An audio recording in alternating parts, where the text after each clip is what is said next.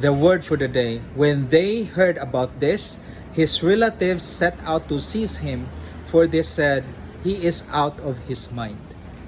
So this is Jesus, nakakatapos niya lang mag-pray sa mountain kasama with ng mga disciples niya, where he chose the 12 apostles.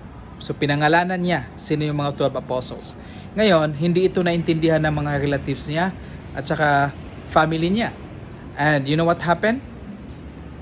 Akala nila he was out of his mind. So akala nila nabaliw kasi nga, imagine, sinabi niya sa mga disciples, you are my 12 apostles, I will send you out to preach and cast out demons, you will preach the gospel, and so on and so forth. And hindi makapaniwala yung mga relatives niya. And so to me, this is a reflection na sometimes with the things that we do, our relatives would not understand. Kasi ito si Jesus na nga mismo hindi pa siya naintindihan ng mga relatives niya. So kung mayroon kang mga ginagawa ngayon sa buhay mo, whether it's you're preaching the gospel or kung ano yung mga pinaglalaban mo, and sometimes hindi ka naintindihan ng family mo, okay lang yan.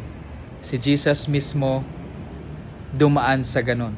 So actually, pwede kang lumapit sa Kanya, you can pray, you can ask guidance, knowing that Jesus has been there. He exactly know how it felt like.